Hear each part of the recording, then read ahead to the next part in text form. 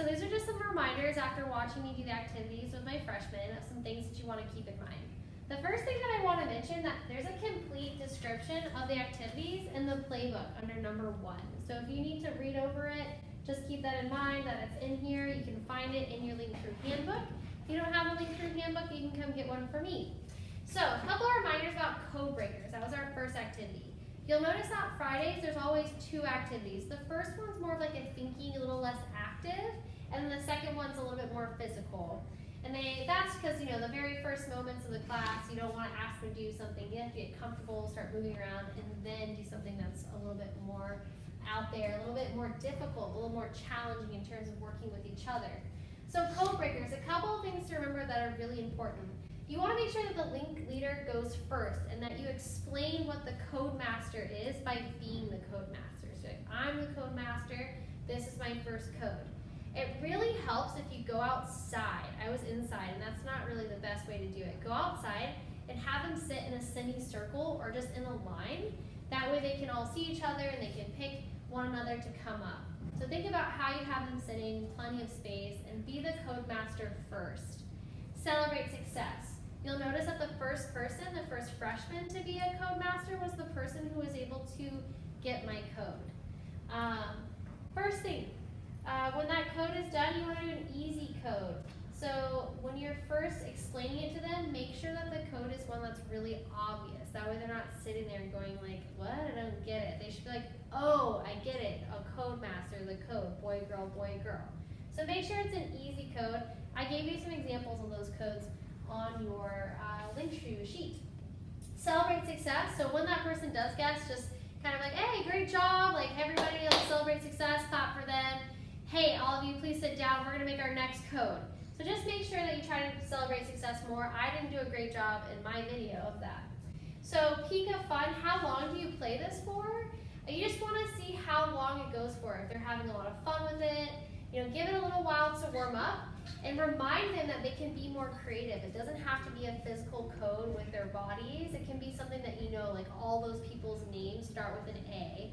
And so it's not a visible code, it's one that they have to recognize. And so if you get to jump in as a linker leader, you could do a code like that, but those are more challenging. Time for planning. When someone does become the code master, sometimes that's really intense for them and they don't immediately know what they're going to do. So just say, hey, I'm going to give you 1 or 2 minutes to think about your code. They don't have to immediately start making it. And you can say, hey, if you ever get stuck, just let me know and I'll help you come up with an idea. And again, there's more ideas on your activity sheet.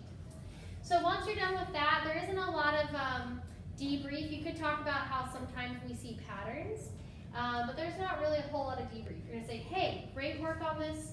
Let's try our next activity. I think we're ready for our next challenge. And that's the get off the sheet. So a couple of things to be reminded of. You need the supplies. So make sure that you have 2 sheets of paper and that you have a measuring device of some kind. So like a ruler, a meter stick. You can ask your teacher for that. So make sure you have the supplies.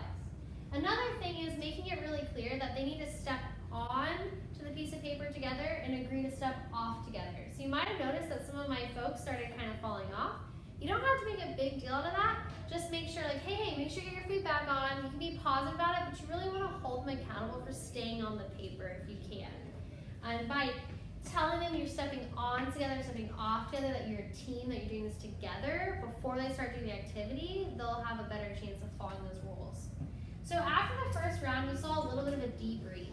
There are all kinds of things can come up, but you just want to ask leading questions. So what was challenging about that activity? What could we have done differently?